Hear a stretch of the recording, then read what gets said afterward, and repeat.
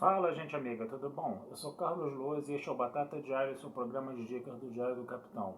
E hoje vamos continuar a falar da terceira temporada de Picard, né? A gente já está no segundo episódio, episódio intitulado Encerrar, tá? Um episódio de 52 minutos. E o que eu posso falar, assim, desse segundo episódio, a impressão geral? Ele ainda continua com uma pegada boa, tá? A história ainda tá interessante, né? O personagem do Picard ainda tá bem legal. Ele tá um personagem que não é mais aquela coisa que a gente viu quebradiça e frágil da primeira e segunda temporadas, né? E o interessante é que aqui, infelizmente, a gente vai ter alguns probleminhas, né? Dois probleminhas, basicamente. O personagem, né, do filho da Doutora Crusher, né?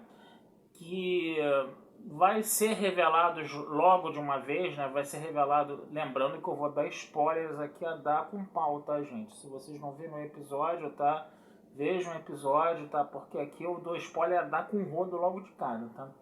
Mas só para lembrar, né, que no final do episódio ele foi realmente identificado como filho, né, da Crusher com o Picard, né? Isso fica bem claro no final do episódio, tá? E esse personagem ele vai, obviamente, né, entrar em conflitos, né, com o Picard e com o Riker, né, coisa e tal, né. E aí você vai ter aqueles diálogos um pouquinho mal criados, aqueles diálogos um pouquinho, sabe, complicados que a gente vê às vezes nos trabalhos, né, da Secret Hideout, nos trabalhos do Alex Kurtzman, né. Ficou um negócio assim meio, sabe, teve horas que ficou um negócio meio forçado, ficou um negócio meio esquisito, entendeu? Muitas forinhas de parte a parte, um dando forinha no outro, coisa e tal. E essa coisa poderia ter sido um pouco mais amena, né? Aquela coisa também do Riker voltar a chamar ele, o filho, né, do Picard, o filho do Picard e da Crusher de Kid, né, como eles faziam com Wesley Crusher, né, em TNG, né, que era uma coisa realmente muito arrogante. Eu confesso a vocês que eu não gostava de ver o Picard e o Riker chamando Wesley Crusher de garoto, garoto pra cá, garoto pra lá, coisa e tal, entendeu? Apesar das pessoas acharem que os personagens do Wesley Crusher era muito chatinho, coisa e tal, né? Mas essa postura também do Picard para com o Riker, né? Com relação a Wesley Crusher chamando ele de Kid o tempo todo, né? De garoto pra cá, garoto pra lá, entendeu? Era uma postura, a meu ver, arrogante, uma postura de primeira temporada, inclusive, né? Que as primeiras temporadas sempre são realmente problemáticas às vezes, né? E o que acontece? Isso foi retomado agora, entendeu? Como, de repente, até como um fanservice, entendeu? Mas um fanservice que eu particularmente achei meio torto, né? Então esses diálogos entre o Picard e o filho e o filho dele, né, vamos dizer, já podemos falar isso, né, ficaram um pouco pesados. É claro que o Picard ainda não tinha conhecimento, né, de que ele era pai do garoto, né, na hora que ele estava tendo esses diálogos também, né. Também tem que ficar claro isso, também tem que ser falado isso, né. Mas essa parte esses diálogos, eles ficaram um pouquinho fora de contexto do que a gente conhece de Jornada nas Estrelas e mais próximo da Jornada nas Estrelas do Kurtzman, né? Outra coisa também que confesso a vocês que eu não gostei muito do episódio foi da vilã, no caso, né? Dessa vilã nova que apareceu, entendeu? A mulher chega, a mulher com uma postura extremamente esquisita, uma coisa um pouco forçada, um certo overacting ali, sempre dando umas baforadas, fumando, né, coisa e tal, uma coisa que de repente no século XXV, até para um grupo de mercenários eu acho que de repente não cabe mais, né, essa coisa de fumar, coisa e tal, né, e isso acaba deixando o episódio um pouco datado, entendeu? E essa forma, né, como ela conduziu, como o personagem foi construído, como o personagem é conduzido, coisa e tal, né, eu acho que ficou um negócio um pouco complicado. Agora, obviamente que o episódio teve pontos bons também, né? Eu acho que, por exemplo, a interação que o Picard, né, que o Riker, né, e principalmente o Picard tem com o capitão da Titan agora, esse capitão que se mostrou muito arrogante no primeiro episódio, né? Eu acho que essa interação entre os dois foi mais trabalhada, né? O capitão também expôs as suas razões, né, que realmente você é capitão de uma nave estelar, você é responsável pela vida de 500 pessoas, entendeu? E de repente aparece um maluco do nada, entendeu? Colocando a sua nave em risco, a sua tripulação em risco, né? Isso realmente é uma coisa, o cara ficar revoltado da vida com isso realmente é uma coisa plenamente justificável, né? E aí também as posições, né, que ele acabou tomando ali no caso, né? Na hora de, por exemplo, ele primeiro não quis resgatar o Picard e o Riker, né, na hora que estava naquela situação ali. Aí a 79 fez aquele discurso de que você vai deixar lendas vivas morrerem, que não sei o que. Eu achava que ela devia usar um outro discurso mais convincente do que esse, né? Do que, por exemplo, chegar e falar assim, tá bom, os caras entraram aqui, os caras quiseram, vamos dizer assim, te dar uma volta, eu acabei ajudando eles a dar uma volta em você, né? 79 falando, né? Pro capitão, né? Acabei ajudando vocês eles a darem uma volta em você. Você tem plena razão de estar revoltado com tudo isso, coisa e tal. Mas ainda assim, eu sei que são 500 vidas, coisa e tal. Mas ainda assim, entendeu? Não é postura de um capitão de frota estelar, entendeu? Deixar que 2 vidas, entendeu? Entregar de mão beijada 2 vidas assim, entendeu? Para uma ameaça externa, coisa e tal, né? Eu achava que ela devia ter usado mais ou menos esse tipo de termo em vez de ficar exaltando que o Picard e o Riker eram lendas, que ele ia deixar as lendas morrerem, que não sei o que, coisa e tal. Não, é missão da frota estelar, né? Você salvar vidas, né? No caso, né? Mesmo nessas situações de emergência, né? Coisa e tal, né? Eu sei que a carência da maioria sobrepõe a carência da minoria, eu sei de tudo isso, entendeu? Mas ficaria muito estranho realmente você simplesmente entregar 2 vidas de mão beijada, entendeu?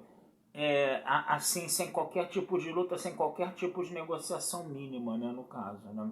E aí o que acontece? Ele acaba, né, salvando essas 2 vidas, né, que acaba salvando o Picard, o Riker lá e o Jack, né? Acho que era Jack, né? Jack Crusher, né? E o Jack Crusher, né? Que o que acontece? Ele tem uma ficha corrida que está mais suja do que pau de galinheiro, né? E aí fica essa situação realmente, né? De quem é esse garoto, né? Você não tinha como reanimar a Beverly Crusher, né? Que ela estava muito mal ali no casulo, coisa e tal. O Riker depois até faz isso meio que de forma forçada, né? No caso, né? E aí esse passado nebuloso do Jack Crusher acaba, vamos dizer assim, de uma certa forma, motivando, né, todos esses diálogos, né, que ficaram um pouco pesados entre o Picard e esse Jack Crusher aí no caso, tá? Mas ainda assim, entendeu? Eu acho que a interação, que os diálogos entre o Picard e esse capitão da Titan, entendeu? Eles ficaram mais interessantes nesse episódio. Ele ficou com uma aparência de ser esse capitão, né, que ficou com uma aparência de ser um sujeito muito babaca, né, no primeiro episódio, né? Babaca mesmo de Excelsior de Jornada nas Estrelas 3, né, de capitão de Excelsior de Jornada nas Estrelas 3, tá? Um arremedo caricato, entendeu? E nesse episódio não. Nesse episódio eu acho que a forma como esse capitão interagiu, entendeu? Ainda arrogante, ainda com diálogos às vezes um pouco desnecessários, tá? Mas ele já conseguiu se colocar mais, ele conseguiu já mais mostrar mais justificativas bem mais plausíveis, né, para os atos dele, né, para a forma como ele queria se proceder com relação às coisas, né? E o Picard ficou ali dialogando, negociando com ele, entendeu? Então, quer dizer, isso é uma coisa que faz crescer o personagem do Picard e fez crescer o personagem desse capitão, né?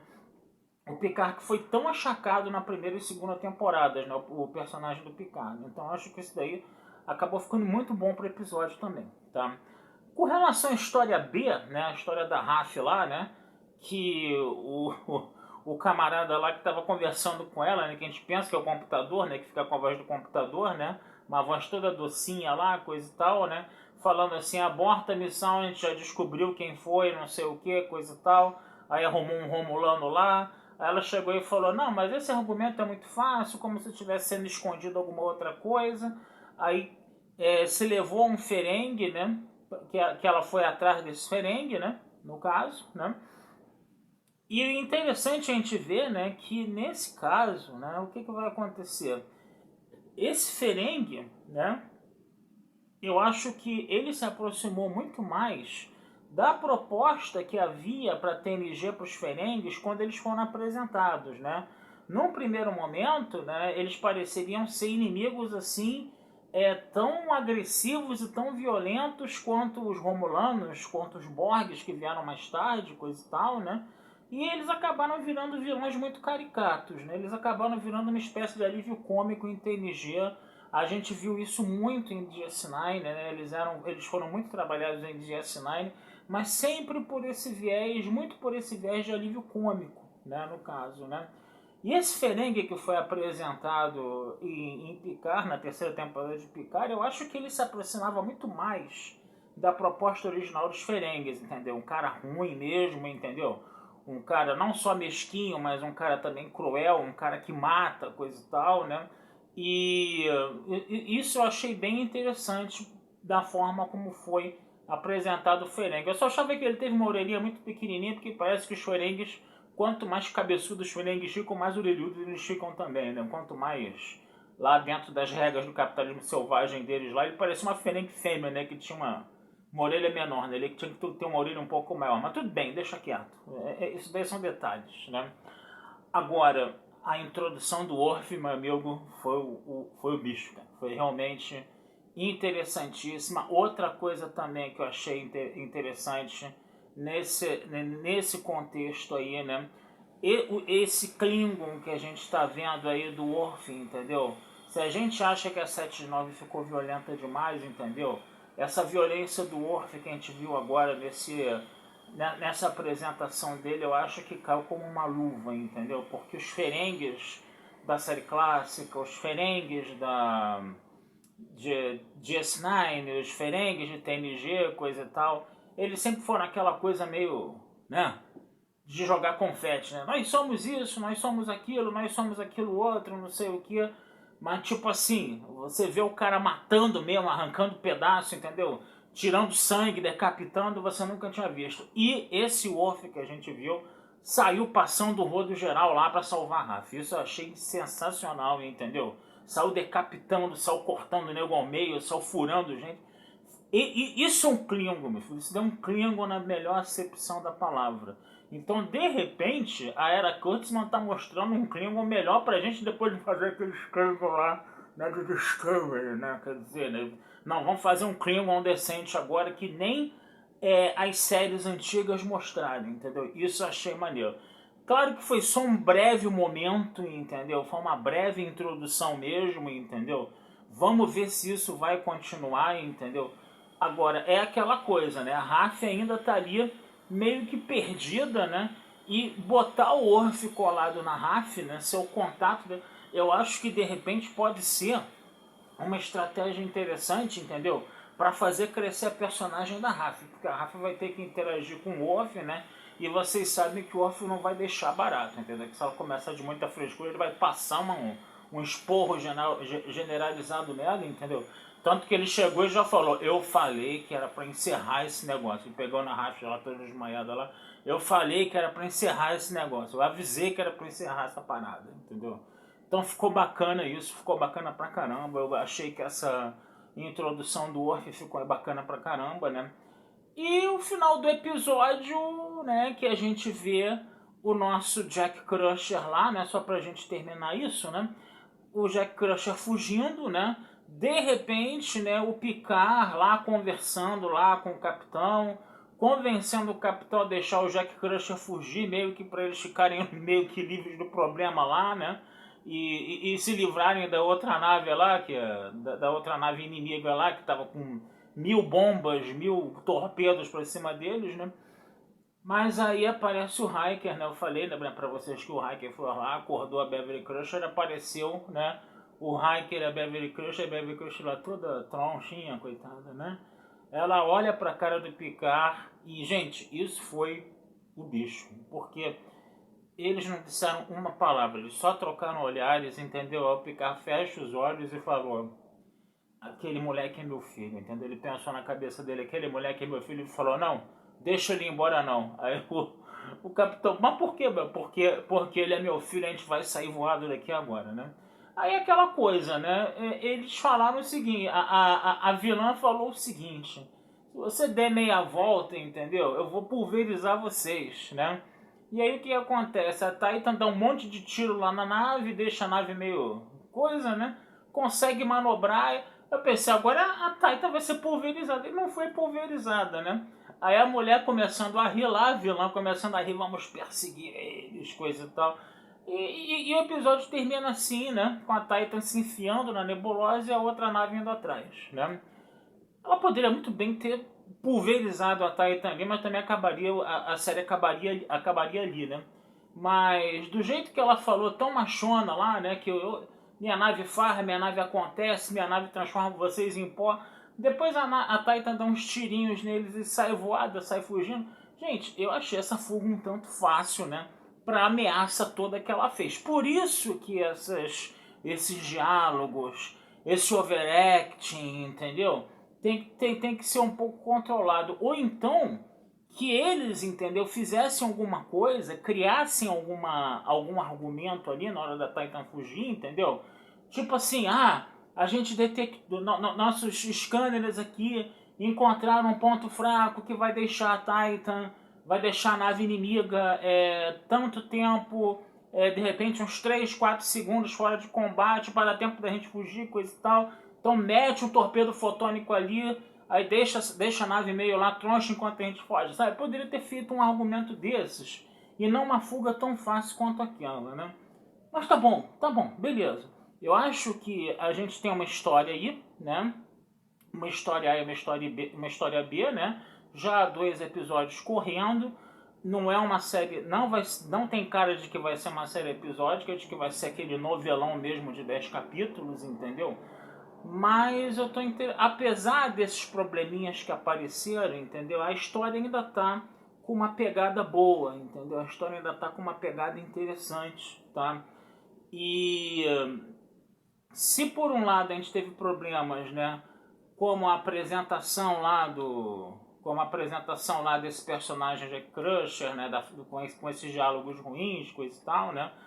Se por um lado uma vilã que ficou de repente excessivamente caricata, né?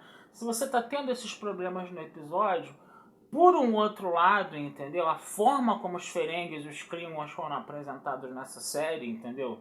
Eu acho que ela ficou muito mais fiel com a concepção original do que teria que ser um Ferengue e do que teria que ser um Klingon, que nem as séries mais antigas conseguiram fazer com tamanha perfeição. Eu acho que ali, entendeu? Realmente, né? Esse negócio do tiro, porrada e bomba cai como uma luva para Klingon e para Ferengue, né? Essa coisa de Star Trek como tiro, porrada e bomba cai como uma luva para eles, né? E também essa coisa do Picard e desse capitão estabelecerem um pouco mais de diálogos e do capitão defender um pouco mais seus pontos de vista para não parecer um babacão, entendeu? Ele está falando dentro dos protocolos da federação. Ele citou, entendeu? Protocolos da federação para justificar os atos dele, entendeu? Então eu achei isso muito interessante. E o Picard teve que ter barganha ali para negociar. E no final das contas ele acabou falando, não, eu sou almirante dessa porra aqui, entendeu? Então quem vai mandar nessa nave sou eu, capitão, fica quietinho aí, entendeu? Teve também um pouco disso, entendeu?